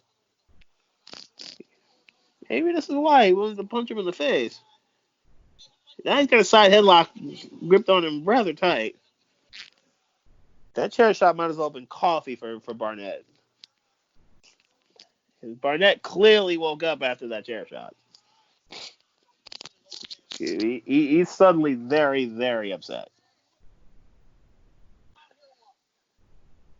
Yeah, we're gonna get a ref, or we're gonna let this ride without the ref. Got that side headlock on him real tight. Guy's got a front chance free on him. Now a gut wrench into a suplex. No, seriously, we're not gonna check on the ref? I guess not. I guess we aren't gonna check on him. The ref's back up. That is a nice suplex, though. That is a nice suplex. Unnecessary. You would think Suzuki would get DQ'd, but apparently that doesn't really apply here. No. I think the ref would be in for more trouble if he... Yeah, it's probably true. He probably would be, it probably would get a whole lot worse if he decided to call. He would get a gotch. Or worse. Both dudes are on their knees, and both dudes are basically pleading for the other one to punch her for the look on the eyes of Barnett after he got forearmed. the smile on Suzuki's face after he took the first one. As I would say, defense would be disrespectful in this situation. In this situation, yes. You can see the sweat fly off Barnett every time he gets punched. Suzuki back into his feet. Barnett does the same. Both dudes are just throwing forearms right now. There was a headbutt in there, but both dudes are throwing forearms. Barnett throwing more of them right now. Suzuki is still standing, even though his legs are basically mud. The smile on his face and the tongue wag. Okay, Suzuki, it's like that. Okay. Suzuki likes this kind of fight. He's a fan of this kind of fight. Whoa! Barnett's not a fan of that forearm. Or maybe he is. The sweat that flew off of his face. And Suzuki's like, you bastard. And the crowd's hushing. And Suzuki's like, I'm a perverted bitch. And, this is, you know what I mean by two guys get the piss out of each other. Gotta, enjoying it. These dudes are just throwing bombs, and neither guy's playing defense. And I like that neither guy's playing defense. He's saying, come with it. But both dudes are coming with it. Both dudes just trading right forearms. Except for that headbutt. You would think somebody's bleeding with all these headshots. And now headbutts. Now there's 60 seconds left. I'm not sure if either of these guys can knock the other one out. I'm not sure if either of these dudes are going to knock the other one out. Or if one goes out, they both probably knock each other out. He actually blocked that. He actually played defense. I'm a little disappointed in you, Barnett. 30 seconds. But don't go. They're going to add 5 more minutes to this, bitch. Both dudes are slapping each other. Kind of hyping each other up. Maybe that's something Brian was talking was real. But both dudes are just throwing heads right now. Both dudes throwing heads. Suzuki's got more speed. 3, 2, 1.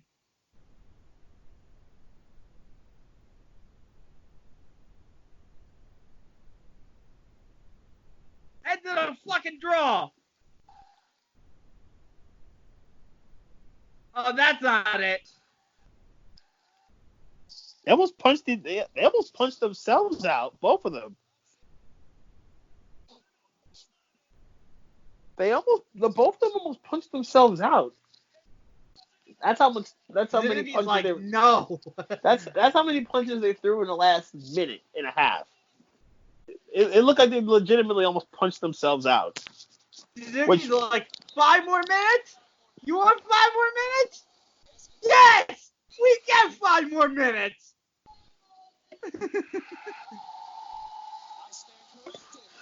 Ref, you might want to do it or he'll punch you in the face again. And we get 5 more minutes. Because they're just prefer to fall. Fans are all for it. Are we going to go back to Suzuki now getting the kicks in? Couple block up.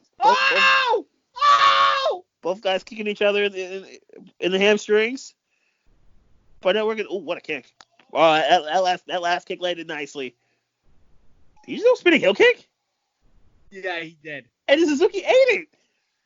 And he just did German suplex. And Suzuki just no-sold it. This match is a fucking gem. The good news is he lands a German. The bad news is it did nothing.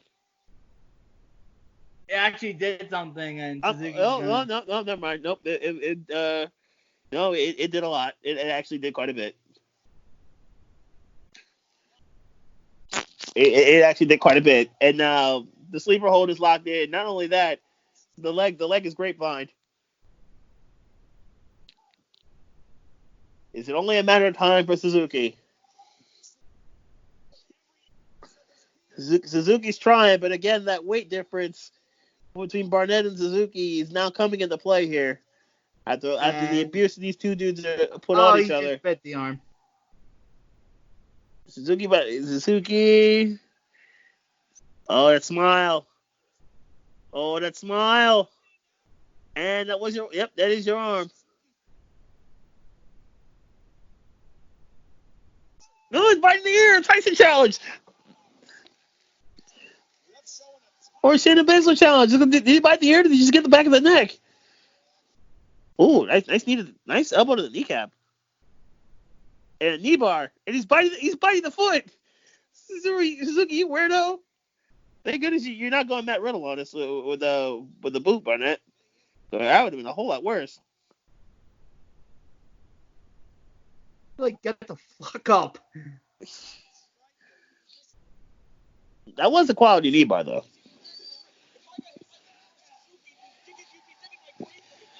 He's not even going. Oh, Barnett's all right. Is my guy cutting a promo during this match? Yeah, Suzuki's cutting a promo. Dude is cutting a promo during the match. These dudes they've been destroying each other for the last 30 plus minutes. My Bull cuts a promo. Or not quite 30 minutes, but like 25 minutes or so. This dude just cuts a promo. Octopus hold. They're gonna run out of time again. Nice octopus stretch. Now he can really do damage if he elbowed them in the ribs and the kidneys. Yep. He's going for the octopus.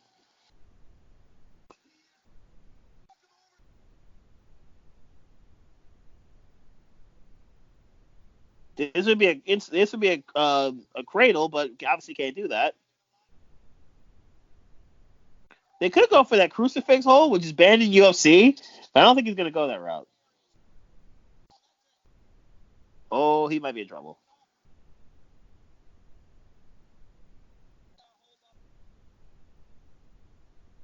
That's creative. That was creative hold. Oh, he's gonna fight forever. I'm almost concerned at this point of where if he wanted to go give him a German at this point, Barnett, I'm almost concerned of where Suzuki would land and how fast Suzuki might actually get up.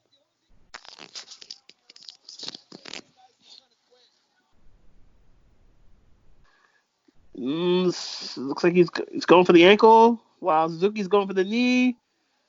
Neither guy's really winning this argument. Oh, now Suzuki's winning the argument. He's got the knee barred. Yep, we're going to get a draw out of this. Nice knee bar, though.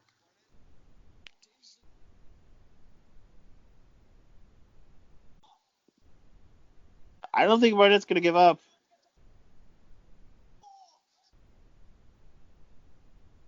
We're going to get a draw. Neither guy's going to give up. And that's it.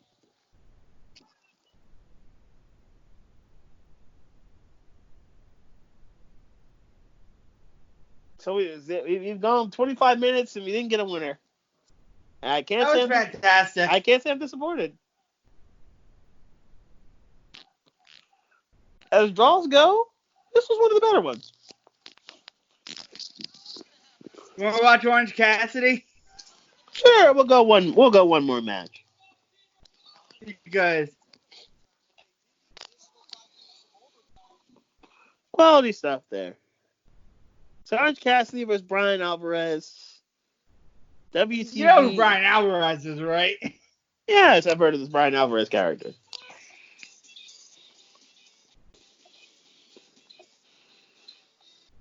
Oh, Mike in the old school title. Look at the title belt. So Orange Cassidy is doing his thing.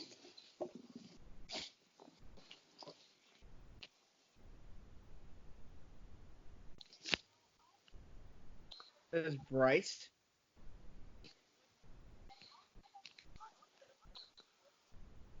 Oh, we got breaking news. Jay Gleason reports Stephon Diggs is going to the Bills. Ooh, and the price is good. Okay, so Diggs goes to the Bills for a first round pick, a fifth round pick, and a 6th round pick. Ooh, that's a good haul for the Vikings. So the Bills give up a 1, a 5, a 6, and a 2021 4. Ooh. See, the Bills just showed the Texans this is how you do. This is how you make a deal. The Vikings did anyway.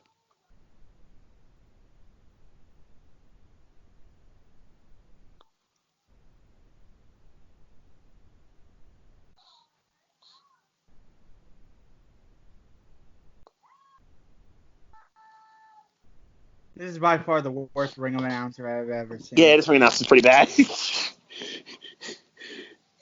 Why don't you look at Andy from Big Bang Theory a little bit? She's not as tall.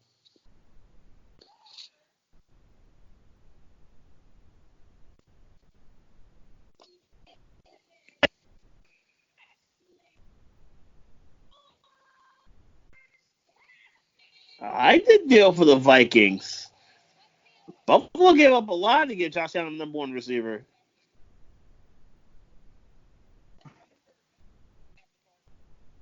Is Orange Cassidy going to try here? I think so. Earlier today, Stephon Diggs kind of teased that things are going to happen. Things are going to happen. He's going to get traded. He's going to get traded. People didn't believe it, but nah, it's going down.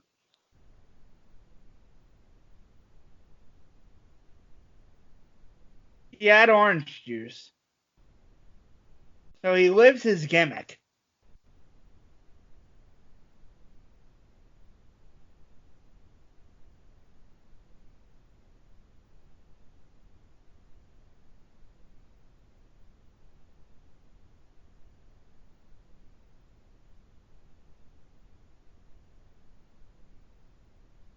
Orange Cassidy has the hands in the pocket.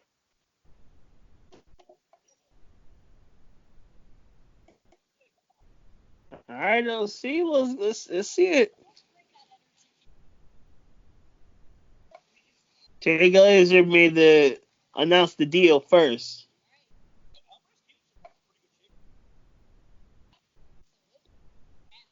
It's just so real. I know Alvarez is a wrestler, but Alvarez, it's just so funny seeing Alvarez in a ring. You're just so used to him not being in the ring. I'm just so used to him being behind a microphone.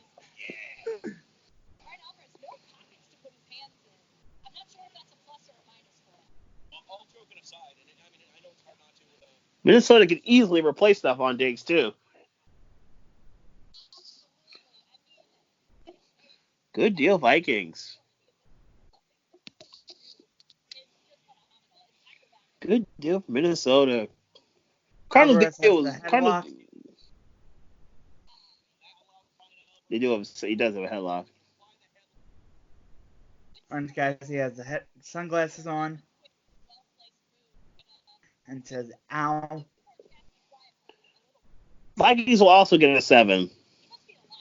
Vikings will also get a 7th round pick back, or give up a 7th round pick.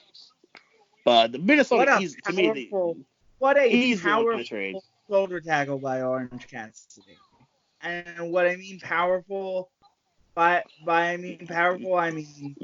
You mean like feathery soft? I mean, feathery. We're talking like feathery soft blows from Orange Cassidy. Oh no, Alvarez, what the fuck are you doing? He spat his hands. He's like, okay, I'm about to really go in now. Yeah, he went for the chop, and Cassidy ducked, and he ducked again, ducked again, ducked. 0 for 2, 0 for 3, 0 for 4, 0 for 5, 6. If this were baseball, you would suck. Cassidy would suck. This is the shoulder tackle. Not trying.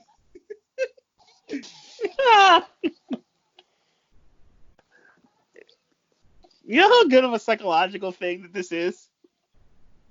The psychology that the Orange Cassidy has right now. Somebody tweeted that I hope when Corny dies and goes to hell, he has like the first 2 minutes of an 80s wrestling match, and then it turns into an Orange Cassidy match in hell. Orange Cassidy is hilarious to watch. The dude is great. When Bro rocked the cradle on him last in a video I saw last week, that was I laughed hard. Orange Cassidy, let it be known, Orange Cassidy's sunglasses are still on, by the way. Yep. His shades are still on. His hands are not in his pockets no more, but his shades are still on, by the way. And he puts the hands back in the pockets. I retract the statement about the hands not being in the pockets. And wiggles his way out of said waistlock. Right. If you're Brian Alvarez, what do you think? How do you feel right now? You don't feel good about yourself. My guy is flexing hard on you. My guy is flexing hard on you. Missed the elbow drop.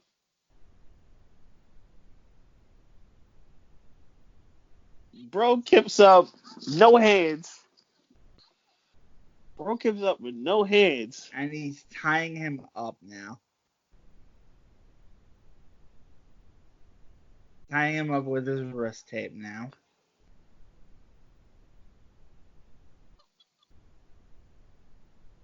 As it's, I don't know if it's apparent, but are we sure that the male commentator is not flirting with the female right now? All my guys do is telling jokes. She's going with it though. Oh boy! You don't take Orange Cassidy shades. He took the shades off. Oh no. I don't know, man. I don't know. I'm not quite used to seeing Orange Cassidy matches yet. Chopped Orange Cassidy. I'm not quite used to seeing Orange Cassidy matches, but one thing I've learned is that taking off the glasses is generally not the best decision. Those chops are becoming very good decisions, though, as Orange Cassidy's not being able to play defense. Those are becoming quite decisions, as he sits on a fan's lap. That actually may have been a terrible decision. That's 3 straight chops. 4 straight chops.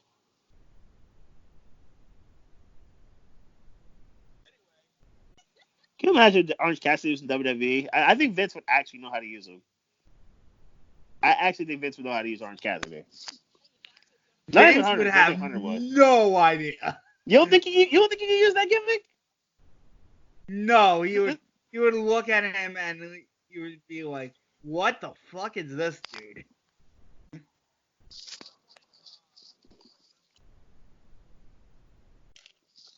Dude does have star written all over him. He really does.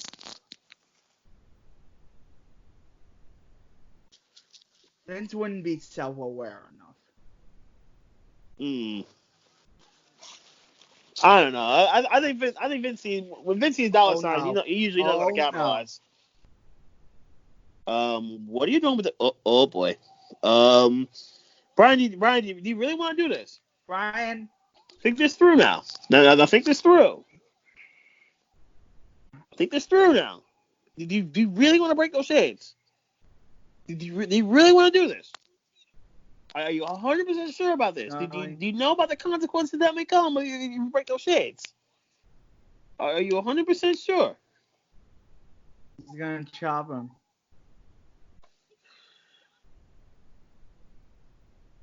He didn't really break.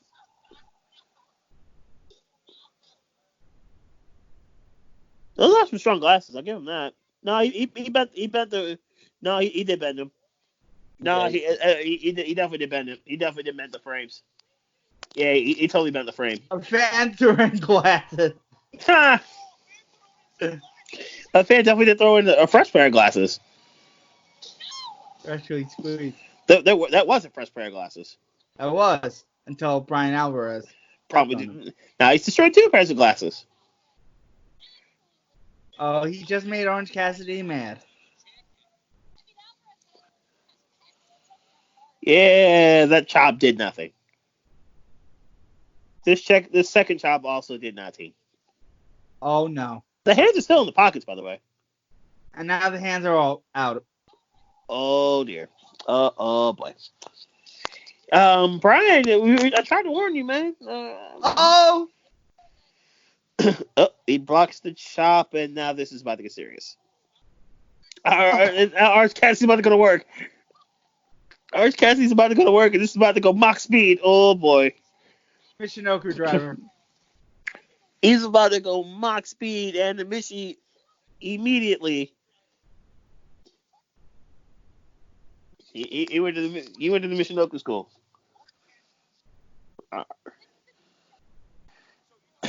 Someone give me some sunglasses. Oh, he had some orange juice. I mean, some people need spinach, some people need OJ. And OC is the latter. I started to think what would have happened if He just picked the orange juice. Super kick by Brian. I was literally about to say that. I started to think what would have. Oh, nice super kick. I started to think what would have happened if he if Brian Alvarez drunk the orange juice. Did the next best thing. But yeah, he basically kicked out of his hands. All right, that works too. That was smart of him to do the super kick immediately after. That was a very smart decision. What is Alvarez about to do right now? There's a lot of routes that Alvarez could go here. Marco stunt. I like him. He nice in AEW with the rest of Jurassic Express.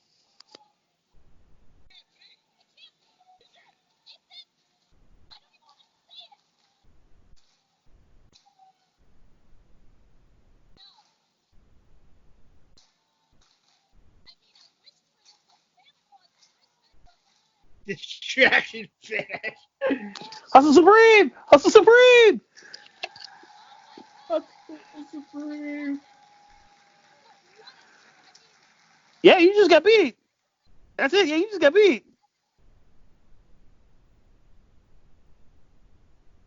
I'm pretty sure that was a 3 count. I think. I'm pretty sure that was a 3 count.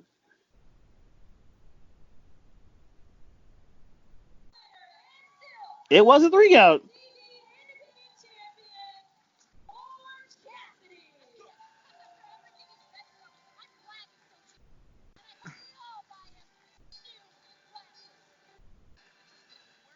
Yeah, he's gonna. Oh, look at that. He got a pair of glasses. Got the glasses from the ring announcer.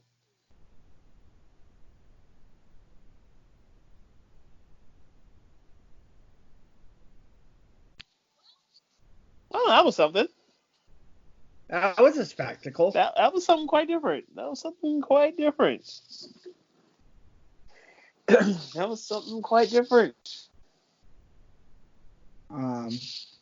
Your thoughts on Orange Cassidy? He's got star written all over him. He really does. This whole gimmick is absolutely star making. He's a lot of fun to watch in the ring. Everything he does is like it's star status. I'm all for it. Plugged. Twitter.com/BeastMike. I am constantly on Twitter. I'm looking at it right now, just continuing to try to stay up on the NFL free agency business. I will repeatedly be doing the NFL free agency, just looking at stuff and kind of putting out opinions. The Hustle Supreme that the Bills did, Josh Allen repeatedly clapped at it.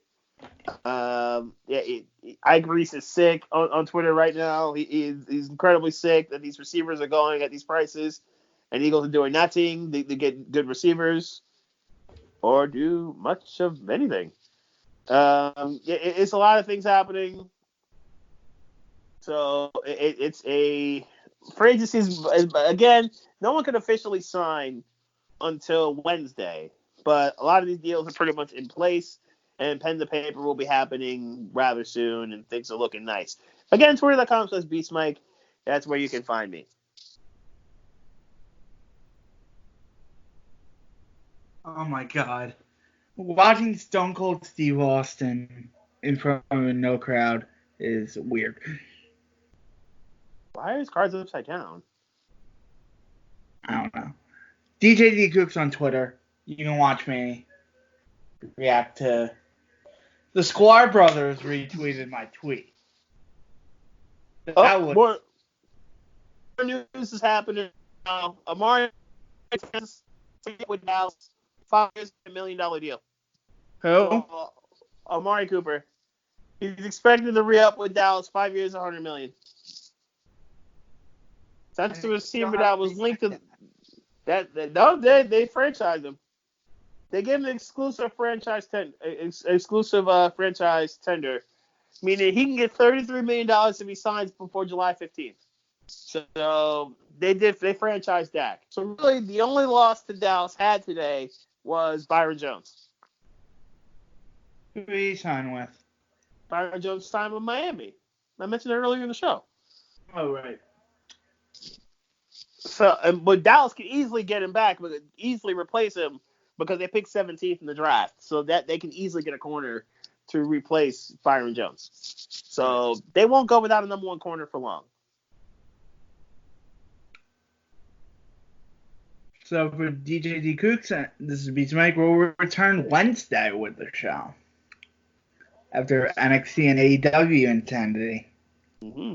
That's gonna be awkward. Yeah, it is. Both shows are known for good crowds, and neither's going to have one this week. But yeah, we'll be back then. Or future weeks.